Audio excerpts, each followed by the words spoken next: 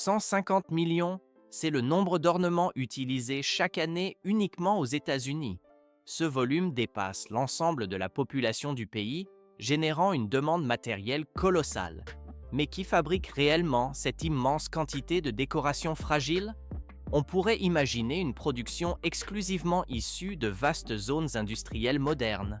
En réalité, la majorité provient de petits villages situés en Allemagne, en Pologne et au Mexique. Mais ce n'est que le début de la chaîne. On peut remarquer comment ces ateliers artisanaux demeurent le cœur technique et battant des fêtes à travers le monde. Une tradition séculaire transforme le verre brut par un façonnage thermique et une coloration précise. On voit l'application de l'argentage chimique donner forme et vie aux pièces qui deviennent de véritables icônes saisonnières. À première vue, cette fabrication semble simple, mais en réalité, elle convertit une matière fragile en un objet solide capable de préserver la lumière et la mémoire. Des hameaux en lisière de forêt en Europe aux usines tournant jour et nuit, la cadence de production s'intensifie. Tout se complique encore avec l'ampleur économique du marché. On distingue comment un objet si minuscule alimente une industrie technique de plusieurs milliards de dollars. Une valeur immuable persiste pourtant à travers le volume industriel. L'ornement confirme ainsi sa place spéciale dans la culture globale, prêt pour l'installation. 500 ans, c'est la période durant laquelle de simples pommes rouges sur des arbres à feuilles persistantes symbolisaient la lumière au cœur de l'hiver. Pourquoi cette tradition a-t-elle évolué vers le soufflage de verre complexe? À première vue, l'utilisation de fruits naturels semblait suffisante. Mais en réalité, les artisans allemands cherchaient une luminosité accrue. Leurs sphères en verre reflétaient la lumière bien plus brillamment que tout autre matériau de leur temps. On peut remarquer comment cette coutume s'est étendue à travers l'Europe, puis aux États-Unis, créant une industrie de plusieurs milliards de dollars. Mais aujourd'hui, les ornements coexistent dans deux mondes techniques radicalement opposés. Dans les ateliers, une pièce unique faite main nécessite jusqu'à 10 jours de finition, couche après couche. On voit le détail minutieux de la couleur, du pinceau et du revêtement argenté interne. La suite devient plus complexe. Les lignes automatisées débitent quant à elles 60 000 pièces par heure pour satisfaire la demande globale. Le contraste des cadences est saisissant entre le travail manuel et la machine. Ces deux méthodes distinctes perpétuent ainsi un symbole de Noël qui endure depuis plus d'un demi-millénaire. Le processus de fabrication s'achève ici, prêt pour la saison. 500 ans, c'est la durée historique durant laquelle le sable de silice a servi d'ingrédient principal pour la fabrication du verre. Avant d'atteindre le four, la matière brute doit cependant subir une purification technique rigoureuse pour obtenir le niveau de pureté requis.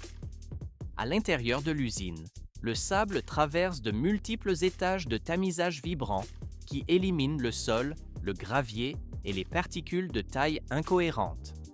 Un système de lavage à haute pression débarrasse ensuite chaque grain de la matière organique et de la poussière fine, amenant le matériau à un état sec, propre et uniforme. Mais ce n'est que le début. Pourquoi certaines lignes de production intègrent-elles une séparation magnétique supplémentaire? Le sable semble déjà pur après le lavage intensif et le tamisage. C'est pourtant une étape décisive pour retirer les traces infimes d'oxyde de fer, un facteur qui donnerait au verre fini une teinte verte indésirable. Une fois l'étape de raffinement achevée, le sable est séché et mélangé avec du carbonate de sodium et du calcaire dans des proportions strictes.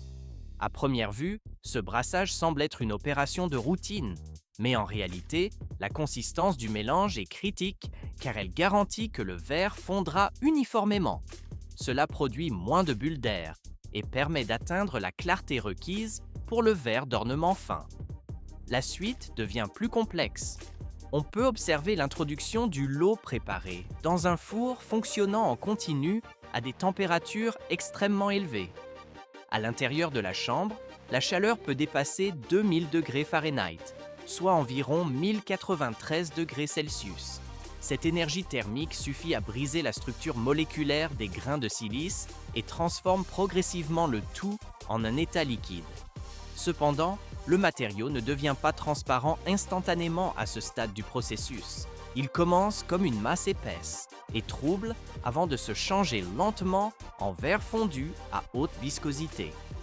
Les flux de chaleur sont contrôlés avec une précision extrême pour que le lot chauffe uniformément, empêchant les points froids qui pourraient créer des bulles d'air ou des stries dans le produit final. Et ce n'est pas encore la limite. Une section d'affinage joue un rôle crucial à la fin de la zone de fusion en éliminant les dernières impuretés et l'air piégé. La caméra glisse le long du flux où le verre atteint la pureté nécessaire pour le soufflage d'ornement. Lorsque la fusion est complète, le verre fondu devient un courant uniforme, brillant et stable, prêt à être étiré en tube de verre fin, le stock de base par lequel commence tout ornement de Noël soufflé à la main ou à la machine. Une tige métallique thermorésistante s'approche de la matière en fusion pour initier une transformation précise. Dans les ateliers artisanaux, le verre n'est pas soufflé immédiatement après sa sortie du four, mais doit d'abord être étiré en un tube régulier. Cette forme cylindrique est idéale, car sa paroi fine permet au verre de s'étendre uniformément, réduisant le risque de zones d'épaisseurs incontrôlées. L'artisan fait tourner la tige de manière stable pour maintenir une température égale, puis recule progressivement pour étirer la matière sur la longueur. Pourquoi la cadence de ce mouvement est-elle si critique pour la suite ? Le geste semble répétitif et purement mécanique. Cependant, l'épaisseur du tube dépend directement du rythme de tirage et de la vitesse de rotation de la main. Un changement même minime affecterait visiblement le poids du tube et sa réaction future à la chaleur intense. Une fois la longueur souhaitée atteinte, le tube quitte la zone de haute température pour refroidir lentement à l'air libre. Ce n'est pas une étape passive, car le tube continue d'être tourné sur un support thermorésistant pour maintenir sa rondeur parfaite. On peut remarquer que cette rotation constante réduit les tensions internes, qui sont les causes principales des fissures lors du soufflage ou de l'argenture ultérieure. Tout segment présentant une épaisseur inégale ou une légère déformation est rejeté immédiatement, car un point faible briserait l'ornement. Mais ce n'est que le début. Les tubes conformes aux standards sont coupés en segments uniformes, chacun dimensionné pour devenir un ornement unique. Lorsque la préforme de verre est encore rougeoyante et malléable, sa surface devient le moment idéal pour l'ajout de couleurs. L'artisan met la préforme en contact direct avec des plateaux remplis de fines particules de verre coloré, appelées frites de verre. Sous l'effet de la chaleur intense, ces particules adhèrent instantanément à la surface et commencent à ramollir. À première vue, cela ressemble à un simple revêtement temporaire, mais en réalité, la couleur devient partie intégrante de la structure même du matériau. Le processus permet aux particules de se lier chimiquement à la couche externe du verre plutôt que de rester en surface. Cela confère une profondeur, un éclat et une durabilité bien supérieures à ce que la peinture ou les teintures conventionnelles peuvent offrir. La suite devient plus complexe. La préforme retourne ensuite au feu pour une étape de refusion nécessaire. L'objectif ici n'est pas de fondre totalement le matériau, mais d'adoucir la frite juste assez pour qu'elle fusionne avec la base. Sous une chaleur contrôlée et une rotation continue, on voit comment les particules colorées s'étalent et se mélangent pour éliminer la frontière entre la couche colorée et le noyau de verre. Cela crée une profondeur visuelle distinctive au lieu d'une couche plate. Une fois la couleur stabilisée, la préforme est doucement refroidie pour verrouiller cette structure de surface avant le formage principal. C'est à cet instant précis que les effets spéciaux comme la marbrure ou le chatoiement métallique sont figés dans la matière. Si la température n'est pas contrôlée avec une précision absolue, la couleur peut brûler, devenir trouble ou perdre sa réflectivité. C'est pourquoi le système de chauffage doit réguler l'apport thermique très soigneusement pour préserver la tonalité d'origine. Tout se complique encore lors du passage au soufflage. Le processus de soufflage débute lorsque la couche de couleur est stable et que la préforme atteint un état malléable. L'artisan réchauffe la préforme pour ramollir les parois du tube de manière homogène, puis introduit de l'air dans l'intérieur creux avec une pression ajustée en continu. Sous l'effet combiné du flux d'air et de la tension superficielle, le verre s'étend de l'intérieur. Il cherche naturellement sa forme la plus stable en devenant une sphère parfaite. La préforme est tournée sans arrêt pour répartir la matière et contrôler l'épaisseur de la paroi, qui ne mesure souvent que quelques dixièmes de millimètre. Dans certains ateliers, la sphère en expansion peut traverser brièvement un anneau de guidage pour assurer un diamètre constant entre les pièces. Mais la forme finale dépend toujours prioritairement du rythme du souffle et du mouvement des mains. S'arrêter au bon moment est critique. Souffler trop loin rend les parois fines et fragiles, tandis que s'arrêter trop tôt produit une sphère lourde avec moins de clarté visuelle. Une fois la taille atteinte, l'ornement est séparé du tube en laissant un petit col pour la stabilisation structurelle. Une tige de suspension est alors fixée solidement au sommet de la sphère pour compléter le processus de formage du verre. À ce stade, l'ornement possède sa forme finale, un corps sphérique équilibré et une surface colorée uniforme. Le verre conserve encore une chaleur résiduelle, mais aucune autre manipulation n'est appliquée pour éviter de déformer la sphère ou d'affaiblir le joint. La forme de l'ornement ne change plus désormais, marquant la fin du travail manuel avant la production suivante. Une uniformité millimétrée, c'est la contrainte absolue que l'industrie impose pour passer de l'artisanat manuel à une production de masse. Pour satisfaire une demande colossale en décoration, les usines ne peuvent plus se contenter du souffle humain et déploient des lignes d'étirage de tubes en verre conçues pour un rendement élevé. À l'intérieur du site de production, le verre en fusion s'écoule à travers une filière de formage spécifique qui définit son diamètre initial avec une précision rigoureuse. Un système de traction sophistiqué tire ensuite la matière vers l'avant, à une vitesse et une température régulées électroniquement, garantissant que l'épaisseur des parois reste identique sur des kilomètres de longueur.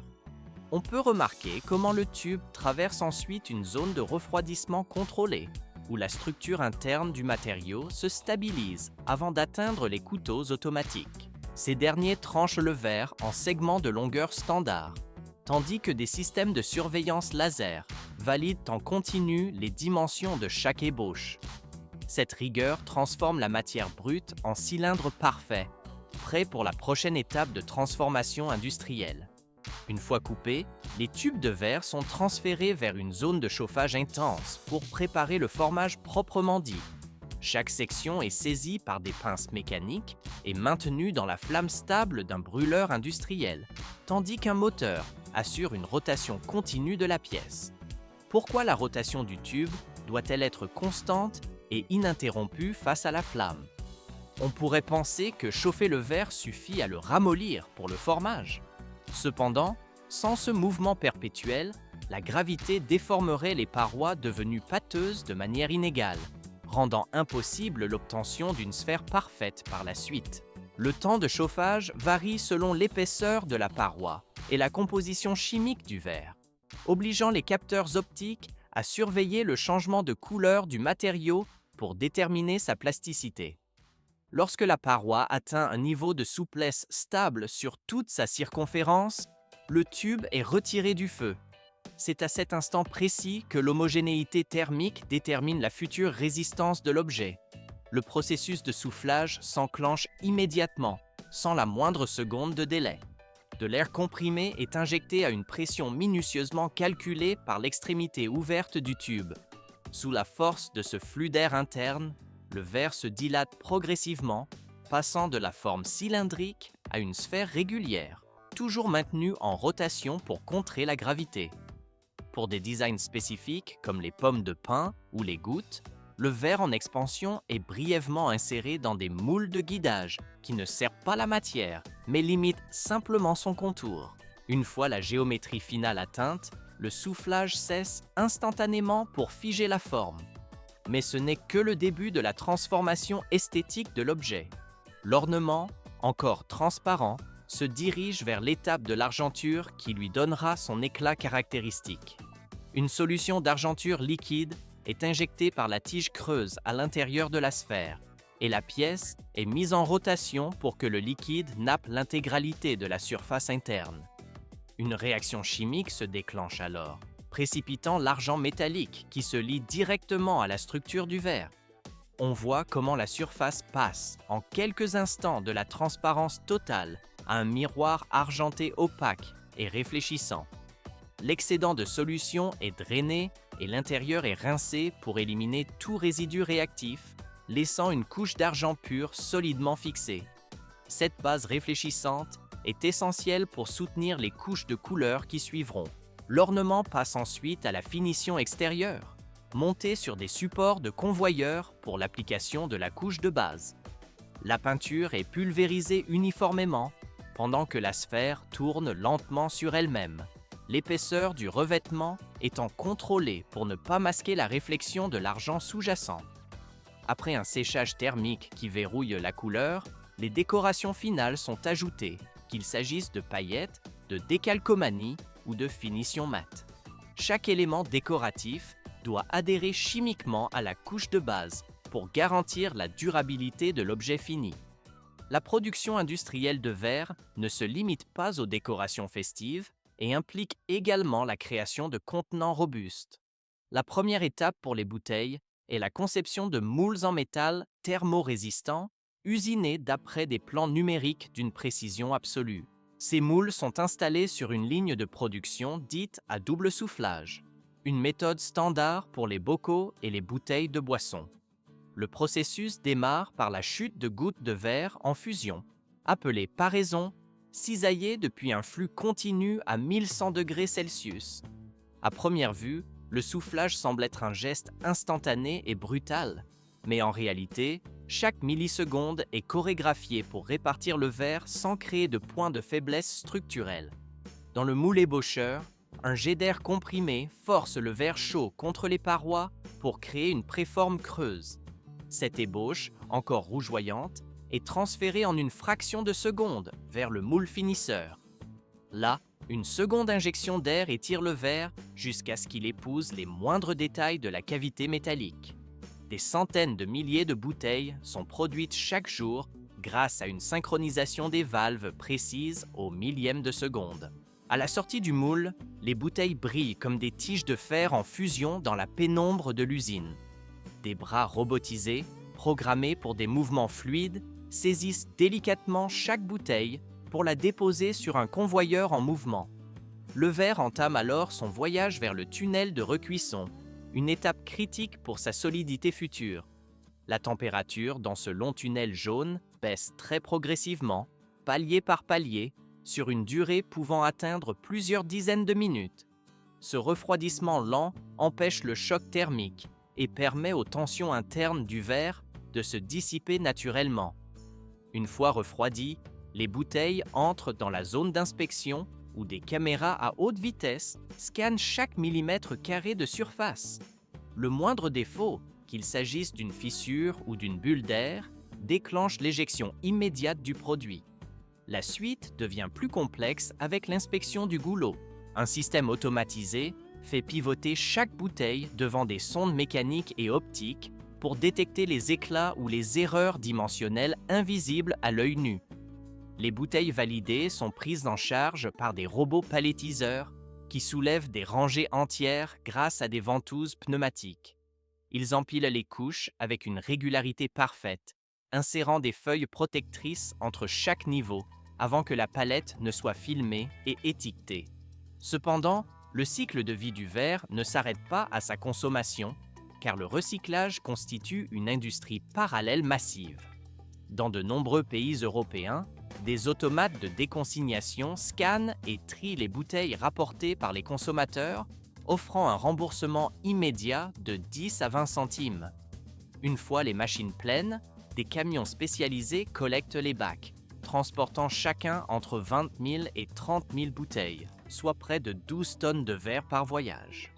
Les camions déversent leur chargement dans les baies de stockage de l'usine de recyclage, créant des montagnes de verre multicolores qui attendent le traitement. Des chargeuses massives récupèrent ces tas de tessons pour les déverser dans la trémie d'alimentation avec un fracas assourdissant. Un convoyeur en acier entraîne le mélange de verre, de terre et de débris vers les premiers cribles vibrants qui éliminent la poussière et les particules fines par agitation mécanique.